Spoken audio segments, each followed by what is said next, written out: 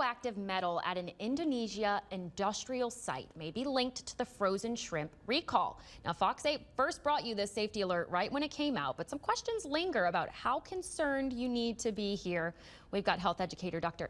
Griggs joining us this morning. Feeling shrimpy today, Dr. Griggs? A little shrimp omelet, maybe? Yeah, very shrimpy. Okay, so radioactive shrimp, right?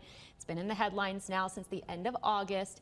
Refresh our memory here. What are we dealing with? And you know, recalls of this sort are not necessarily uncommon, but this one seems kind of bizarre. Yeah, this one's it's hazardous and serious, but it's not causing injury. There was an Indonesian company, PT Bahari Makmur. I think that's the name of it.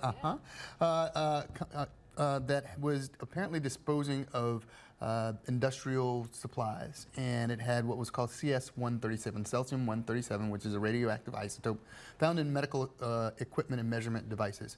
They found that on 300 shipping containers coming from Indonesia, and it exposed a lot of the popular shrimp brands that we see at the grocery stores to shrimp. So here's actually a really good visual here. We're looking at different kinds of shrimp here. It's these ones, these frozen shrimp that you have to be worried about.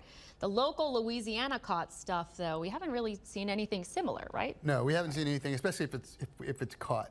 Again, it's popular brands that are found in some of the grocery stores. There's an exhaustive list if you just Google them. But you're okay with the shrimp that's caught here locally. But even though the frozen shrimp has been found in about roughly 35 states across the country. So if you have it, you want to get rid of it or bring it back. Alrighty, so what if you're eating, you know, maybe you have some shrimp, you didn't realize, or somebody throws some in your freezer, you pop that thing out and you start eating this. What are we worried about could happen to you? So right now there have been no illnesses. The amount, when the shrimp was tested for radioactivity, they found it at 67 becquerels per kilogram. The FDA allows up to 1,200 becquerels per kilogram, and that's before it's considered hazardous. So you can see the exposure is extremely low. The danger is if you have prolonged exposure to radioactive isotopes, it could cause injuries like cancer, and it's the long-term exposure for a lot higher doses. So if you have it, take it back. You should be okay. And if you have really concern, talk to your doctor. Yeah, and maybe just kind of the general advice for the general public seems to be, look at what you're buying, look at what you're eating, and a lot of locals, they tend to favor the locally caught stuff anyway. Yeah, and just again, there's an exhaustive list at some of the common grocery stores that we go to across the country. I mean, the Walmarts, the Krogers, the grocery stores. But there's specific brands that are listed online, and you can go to the FDA's website, and if you have those, just dispose of them or return them.